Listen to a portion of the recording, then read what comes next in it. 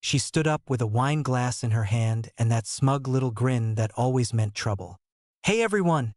she shouted, like she was about to give a toast or announce she was pregnant or something. The backyard went quiet, a few people laughing nervously, thinking it was a joke. Me? I already knew I wasn't gonna like where this was headed. I was standing near the grill, beer in hand, talking to some coworkers about work stuff. Casual, comfortable, the kind of laid-back Saturday afternoon you look forward to all week. Daryl and Maria had their usual fish fry going, coolers full of beer, kids running around, folding chairs in circles like we were one big happy neighborhood. Then my wife decided to light a match and drop it. She raised her glass like a damn Oscar winner. "Just so y'all know," she said, slurring slightly, "me and my husband are trying something new. We're in a free-range marriage now." She let that sink in. Then she laughed, loud, like she'd just said the most clever thing anyone had ever heard. Quick note: before listening, share which city or country you're watching from. Nobody laughed back. I felt all their eyes swing toward me. Half of them probably didn't even know what the hell that meant, and the other half were waiting to see if I was going to flip a table or start crying. But I didn't blink. I set my beer down, walked a couple steps closer, and locked eyes with her. "Fine by me," I said, cool as I could manage. Her face twitched just a little, like she hadn't planned for that response. Then I turned toward Lena, her old college friend, the one who always sat quiet in the background with a raised eyebrow whenever my wife pulled this kind of drama. She was standing near the deck, sipping white wine and looking like she'd been waiting for this moment for years. "You free Friday night?" I asked. "I owe somebody a steak dinner." She didn't even flinch, just smiled and said, "I'm free." The silence shattered. A few people laughed outright and a couple tried to hold it in. I heard Daryl mutter, "Damn," under his breath. My wife looked like I'd slapped her in the face. Eyes wide, mouth open, words stuck somewhere in her throat. I didn't mean," she started stammering. I shrugged. "Hey, you made the rules." Then I grabbed my beer, turned back to the guys, and picked up right where we left off like nothing had happened. I didn't even get 3 steps toward the cooler before she stormed past the folding chairs and grabbed my arm. "What the hell was that?" she hissed, fingers clamping down like I was about to sprint off a cliff. I yanked my arm back. Not hard, just enough. "Get your hand off me," I said, quiet but sharp. She backed off a little, but her face was twisted, cheeks flushed, eyes glassy. "It was a joke, okay? Jesus. You didn't have to humiliate me. You're drunk and pissed because I didn't crawl into a hole like you expected." I started walking toward the driveway. She followed, barefoot on gravel, wobbling in that too-tight sundress she'd worn to look single. "I was kidding, babe," she said, tone climbing, like she was trying to rewrite the whole night in real time. "You're blowing this way out of proportion." I stopped at the edge of the driveway and faced her. "You wanted to explore? You should have come to me, privately, like an adult. Not at someone else's barbecue. Not with a damn microphone in your hand." She crossed her arms, tried to roll her eyes, but it didn't land. Her mouth opened, then closed. Finally she said, "I was testing you." There it was. The truth. Ugly and stupid. I stared at her. "You tested me? What is this, middle school? You don't test your husband by announcing to the block that you want to screw other people. You talk to him." She started blinking fast. "I thought you'd laugh. I thought you'd know I was joking. You've been planting the seeds for this for months." I shot back. "All that crap about needing space, freedom, rediscovering yourself. The secret phone lock. Late nights at the office. Emotional boundaries. You weren't joking. You were waiting."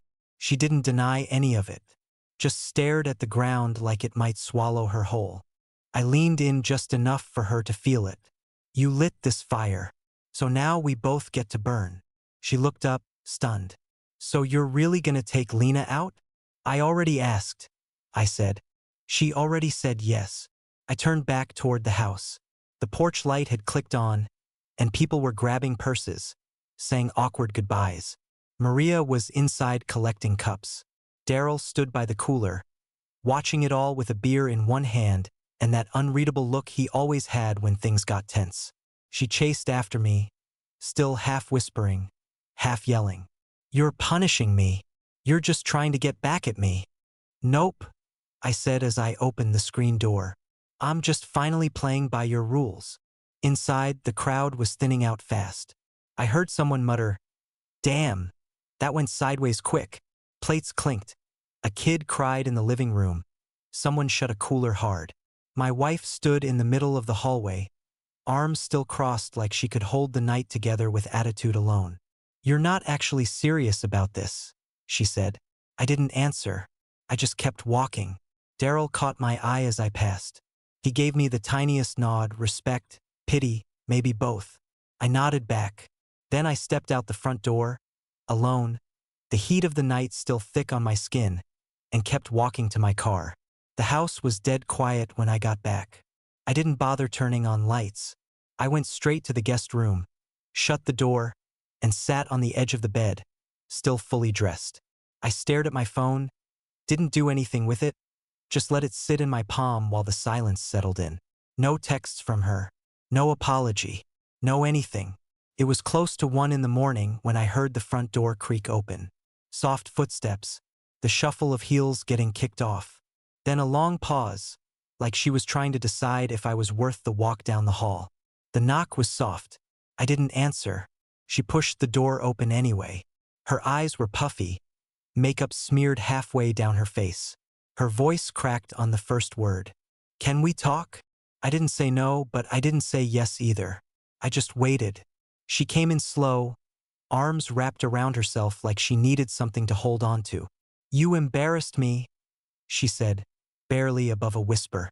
"That was cruel. What you did with Lena." I stared at her. "You announced to 30 people that we were in a free-range marriage, like it was a game show prize. You expected me to just sit there and smile." Her chin wobbled. "It wasn't supposed to go that far. It came out wrong. I thought it would make you, I don't know, wake up." "No," I said.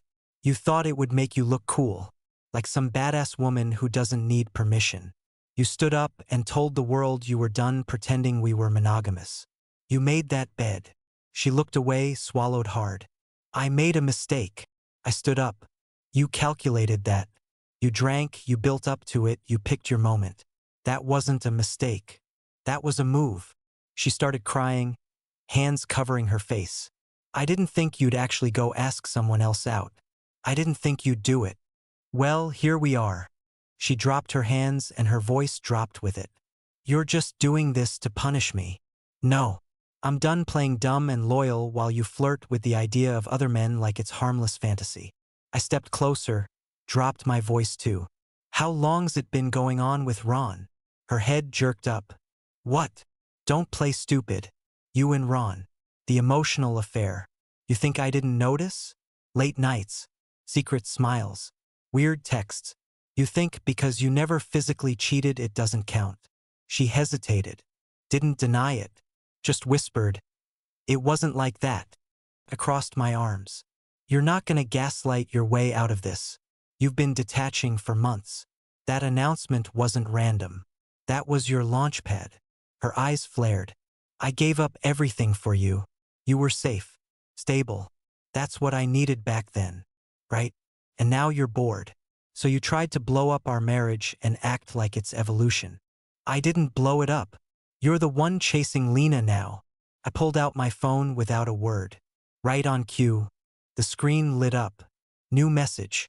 From Lena. "Saturday's on." She had it coming. I smiled. Not smug. Not to be cruel. Just felt clean. Like exhaling after holding my breath too long. She saw the smile. "Are you serious right now?" I looked her dead in the eye. "You made the rules. I'm just finally playing too." She turned, stormed out of the room without another word. Footsteps pounding all the way back down the hall. I shut the door, sat back down, and for the first time in weeks I felt like I could sleep. I woke up to the smell of bacon and coffee. For a split second, my brain forgot what week I was living in. Then I heard her humming in the kitchen and everything came rushing back.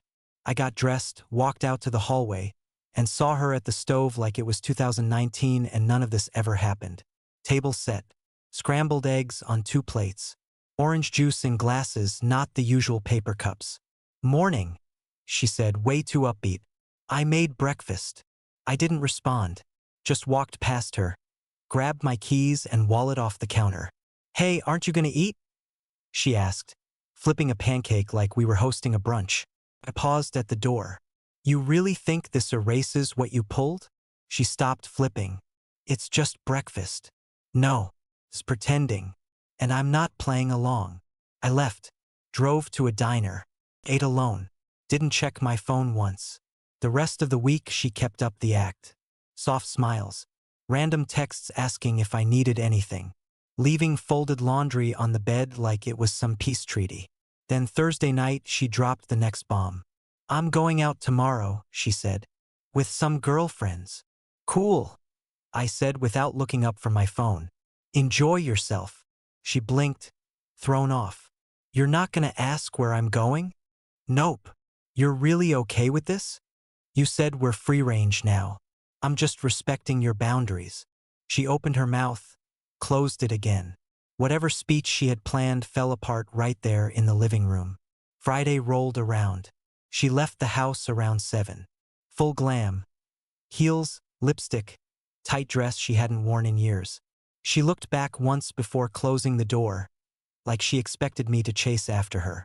I stayed on the couch, watched TV, ordered pizza. Lena texted, "Still good for tomorrow?" I replied, "Absolutely." She came back around 11. Makeup streaked, red eyes, jacket in her hand instead of on. She didn't say anything, just walked past me and shut herself in the bedroom. I didn't follow, didn't ask what happened, didn't care. And that's when it hit me. I didn't even feel numb. I felt done. Next morning, I was at the gym before the sun even came up. Headphones in, hoodie soaked in sweat, punching bag in front of me like it had answers. For the first time in a long time, my mind was quiet. No second guessing, no spinning thoughts. Just me, my hands, and a clean rhythm. Clarity felt good. I showered, threw on a button-down, and was out the door by 6:40. Picked Lena up at 7 sharp. She walked out of her place like she had nothing to prove. Simple black dress, hair pulled back, no glitter, no drama. Just clean confidence.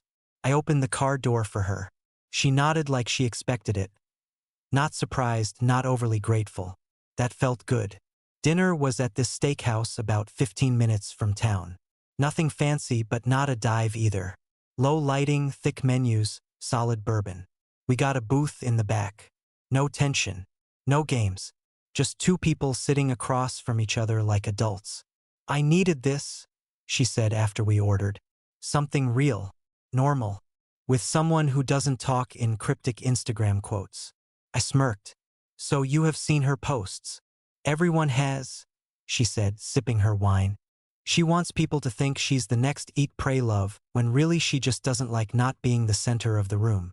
"She's always been like that," I said. "I just used to think it was charming." "She wore you down," Lena said flat. "The way she talked to you, the way she'd embarrass you to lift herself up. People noticed." I noticed. I leaned back. "And you never said anything?" "You were married," she said, not apologizing. "And I figured if you were fine with it, it wasn't my place. But no, I never liked her. Not from the first dinner party." I didn't argue. The food came. Steaks done right. No awkward pauses. No checking phones. No weird digs hidden under smiles. Halfway through the meal, she got quiet. Not sad, just thoughtful. Then she looked at me and said, "You know what I used to be like?" I shook my head. "I used to be small," she said, "shrinking myself to fit what someone else needed. Laughing when I didn't want to. Changing my opinions so I didn't rock the boat. I won't do that again." "That why you never married?" I asked. She nodded. "I got close once, but he didn't want me. He wanted a version of me that never challenged him. So I let it go." "You regret it?" "Not for a second," she said. "I'd rather be alone and whole than partnered and erased." That line hit hard. She smiled. "That's why I like you. You're not flashy. You're solid. You show up. You're the guy people rely on when shit falls apart. I didn't know what to say to that. Nobody ever called me solid like it was a compliment. Over dessert, she ordered some chocolate thing I couldn't pronounce. She leaned in a little and asked, "Are you trying to save your marriage?" I looked at my plate. "I don't know." She didn't flinch. "You will. And when you finally do, you'll leave. Because once you know what you deserve, you won't settle again." She didn't say it to push me. She said it like she already saw it coming. And honestly, she probably wasn't wrong. We left the restaurant around 9:30. I walked her to the door. No kiss. No pressure. Just a quiet goodnight and a thank you that actually meant something. On the drive home, the silence didn't feel heavy. It felt like space opening up. Room to think. Room to breathe. And for the first time in months, I didn't dread walking back into my house. I just knew it was time to decide what mattered. And what didn't anymore. I pulled into the driveway and saw the living room light still on. Curtains open, like she wanted me to know she was up. I walked in and there she was, sitting on the edge of the couch, elbows on her knees, hands locked together like she was bracing for impact. She looked up fast when I closed the door. "So, how was it?" I hung my keys on the hook. "It was nice." "That's it?" she snapped. "Nice." "Yeah," I said, walking past her toward the hallway. "Nice, calm, real." She stood up like I'd slapped her. "You seriously went on a date with Lena?" I stopped halfway down the hall and turned. "You stood in front of the neighborhood and told them our marriage was open. Why is this shocking?" "You knew I was bluffing," she yelled, voice cracking. "You humiliated me." "No," I said flat. "You humiliated yourself. You made that announcement. You turned our life into a public stunt. I just took you at your word." She stormed closer, eyes full of something between panic and fury. "You're punishing me. You wanted me to feel this. You're doing this on purpose." I kept my voice low. "You're upset because I didn't crumble. Because I didn't beg or cry or try to win you back." She flinched. "This isn't you. You don't just shut down like this." "No," I said. "You've just never seen me done before." She sucked in a breath and softened her voice like flipping a switch. "Okay, look, maybe I handled it wrong. I got carried away. I said things I didn't mean. But this can't be how we fix it." I stared at her. "You're still trying to fix the image, not the marriage. You care more about how it looks than what it really is." She paced a few steps, tugging at the hem of her sleeve. "Are you in love with her?" "No," I said it without hesitation. "But I like her, and I respect her." She froze. That hit harder than anything else I'd said all week. "I respect her," I repeated. "Which is more than I can say about how you've treated me for the past year." Her voice cracked. "So that's it? You're just gonna walk away?" I shrugged. "I'm not the one who started walking." She looked hollow now, like all the fuel that kept her going had burned out. Her voice dropped to almost nothing. "I didn't think you'd actually move on." "No," I said. "You thought I'd sit still while you explored. That I'd just wait around until you got it out of your system." Silence stretched long and tight between us. She didn't speak, just stood there, blinking, breathing hard. I walked to the guest room, closed the door behind me, sat on the edge of the bed and kicked my shoes off. The house stayed quiet. Then my phone buzzed. "Lena, you're doing the right thing." I stared at the screen for a second, thumb hovering. I didn't reply. I didn't need to. I turned off the lamp and laid back, alone. And finally, completely okay with that. My phone buzzed again Monday morning while I was lacing up my boots. "Bradley, your wife's melting down. Heads up." I didn't ask what he meant. I knew. By the time I got to work, my phone had blown up. 8 texts, all from her. "We need to talk again." I was emotional. I didn't mean to lash out. "Do you really think Lena is your future? You're throwing away everything for a rebound." "I'm sorry, okay? Please respond."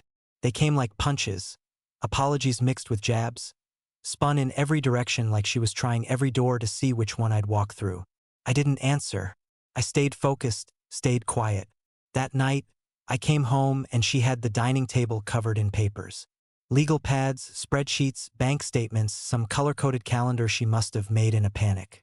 She looked up with this weird, hopeful energy.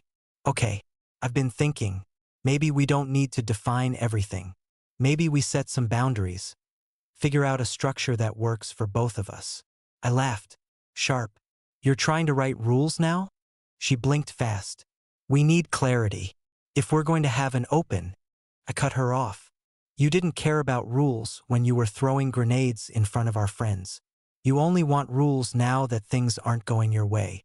She stood up, hands on her hips. I'm trying here. You think this is easy for me? I stepped forward. You wanted freedom. You got it. You expected me to fall apart, and instead I had a steak dinner with someone who actually respects me. And now you're scrambling to shove it back in a box. It wasn't supposed to go this far, she shouted. Her voice caught. I didn't expect to lose you. I stared at her. You never had me. Not for a long time. She looked like I'd taken the air out of her.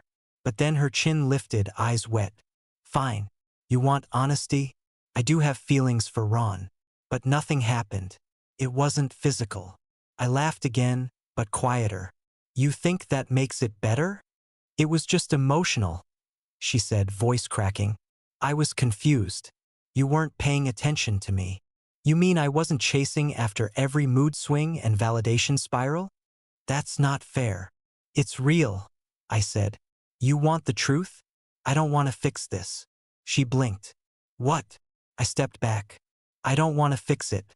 I'm done. She stood frozen, arms limp at her sides. You're serious. I'm more serious than I've ever been. I didn't storm off. I didn't slam a door. I just walked into the guest room and shut the light. And for the first time, saying it out loud didn't feel like failure. It felt like finally telling the truth. Next morning, I scheduled the appointment. The law office was in a small brick building behind a coffee shop. Nothing fancy, just a white sign and a name, Margot Hall Family Law. She met me right on time. Mid-40s, no-nonsense face, clean blazer, firm handshake. We sat in a small room with a round table. No tissues, no sympathy mugs, just folders and facts. No kids? She asked, scanning the intake form. Nope.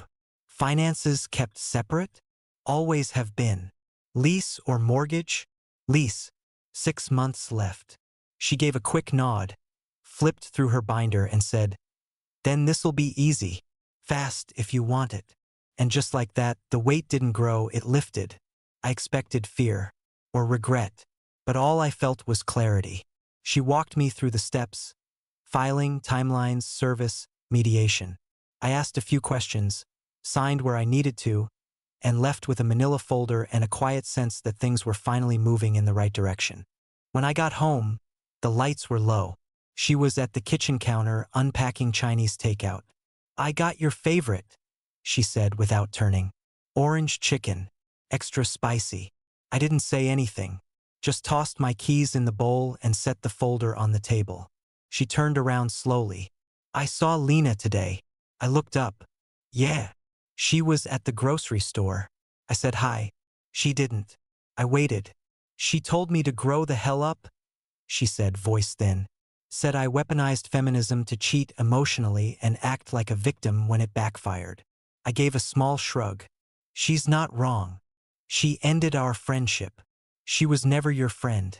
You just liked the way she stayed quiet. She leaned against the counter, arms crossed like she was trying to hold herself together. Is that how people see me? You mean selfish, manipulative, emotionally reckless? I asked. Yeah, that's been the pattern. She flinched. You really think I'm the villain here? I think you lit the match and got mad when it caught fire. She stepped forward. We can fix it.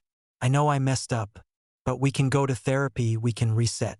I'll stop with all the, it's already happening. I motioned toward the folder. This is already in motion. She stared at it like it was a death certificate. Please don't file it. Just wait a week. Let me prove I can change. I don't want proof, I said. I want out. The air shifted. She deflated right in front of me. Didn't cry. Didn't scream. Just sat down on the stool like her body gave out. I walked past her without another word. Went into the guest room and shut the door. First night sleeping in there. Bed was firm, sheets cold, but the silence didn't feel heavy. As I plugged in my phone, it buzzed. Lena, just checking in. You okay? I stared at the screen a second, then typed back. Me, yeah. Finally getting there. By the end of that week, the text slowed. The begging stopped. And for once, the silence between us wasn't uncomfortable. It was overdue. What surprised me was how quickly the support rolled in. Bradley invited me out for drinks, just the guys. First thing he said was, "Took you long enough," then clinked his glass against mine and added, "We've all seen it. You've been holding the rope while she played tug-of-war with your sanity." Even her cousin Amanda, who used to repost every overly filtered vacation photo my wife ever posted, pulled me aside at the grocery store and said, "I hate that it happened like this, but she's been spiraling for a while. You deserve peace." And the biggest confirmation, one of her own coworkers, Rachel, emailed me out of nowhere. Just a short line, "I hope you're okay. You're not the one who failed here." Apparently, Ron had rejected her weeks before the fish fry. Shut it down. Didn't want the drama. So when she made that little announcement in the backyard, it wasn't about liberation, it was desperation. She needed a win, or at least an audience. I didn't feel smug. I just felt released. Lena and I started seeing each other here and there. Coffee, lunch, a movie once, where we sat in silence and just shared popcorn like it was the most normal thing in the world. No pressure, no labels, no need to perform. She'd text me funny memes, check in about my work schedule, send me new gym playlists. It wasn't romantic. It was real. And that was enough. Of course, my wife tried one last time. She showed up on a Tuesday evening, hair soaking wet from rain, no umbrella, shaking in the doorway like a soaked cat. "I made a mistake," she said. "A big one. I lost sight of what mattered. I didn't move, just waited." She stepped inside without asking. "We can fix this. I'll go to therapy. I'll delete social media. I'll do anything. Just don't end it yet." It was the same voice she'd used to get out of speeding tickets and late fees. That breathy mix of guilt and charm. But this time it hit a brick wall. "I'm not dragging this out for another round," I told her. "It's done." She started to cry, but it didn't land the same way. Felt practiced, exhausted, and maybe that's what it really was. She was just tired of losing. The divorce moved fast. No kids, no joint accounts, no real assets. We didn't even argue over furniture. She got the couch she loved. I got my peace of mind. Honestly, best part of the deal. A few days after it finalized, Lena texted, "Drinks." We met at a low-key place near the water. Nothing fancy. She wore jeans and a hoodie. I bought the first round. We sat outside, cold air on our necks, and raised our glasses. I said, "To closure." She smirked. "To freedom." We clinked and drank. No fireworks. No confessions. Halfway through her beer, she turned and said, "Just so we're clear, I like you, but I'm not looking for anything serious. Not yet." I nodded. "That's fine. I'm not either." "I still think you're solid," she said. "You deserve better than what you got." I looked out at the water, then back at her. "Thanks. That means more than you know." We sat there a while longer, just two people who made it out of something heavy. And for the first time in a long damn while, I didn't feel broken. I felt steady, and that was enough. I was reaching for a box of protein bars when I heard my name. "Damn, man. Is that you?" I turned. Daryl stood there holding a six-pack and a bag of charcoal, staring like he didn't recognize me for a second. "You look different," he said, stepping in for a quick handshake. "Lighter or something." I laughed. "Life's good, man. Quiet. Feels like mine again." He gave a slow nod. "Been a hell of a year, huh?" "Yeah," I said. "Hell of a reset." We caught up for a minute, small talk about work, gym routines, who moved out of the neighborhood. Before we split, he said, "Fish fries next weekend. You should come." "Same backyard?" I asked. Same chairs, same cooler. He grinned. Less drama this time. Count me in. I did go. 1 year almost to the day since everything blew up. This time, no announcements, no performances. Just grilled catfish, cold beer, folding chairs sinking into the grass. Grace, Lena, but I'd started calling her by her middle name once she went back to it. Wasn't there. We still grabbed dinner every now and then, nothing more. No pressure, no undercurrent. Just two people who'd been through fire and came out clearer. She was dating again. So was I. Nobody serious. I focused on the basics, early mornings, solid meals, actual sleep. I played racquetball twice a week, hit the gym at dawn, took my nephews to the arcade on Sundays. Somewhere between fixing my credit and learning how to cook for one, I found out I didn't miss the noise. Midway through the fish fry, some guy, can't even remember who, asked, "Hey, whatever happened with your ex?" A couple people turned, kind of curious, but no one really leaned in. I just said, "She's doing her thing," and that was enough. No one asked more. Conversation moved on. I grabbed another beer and stood near the grill, watching the smoke roll off the fish. I looked around that yard and remembered standing there a year ago, beer in hand, blindsided and pissed. I didn't smile because I'd won anything.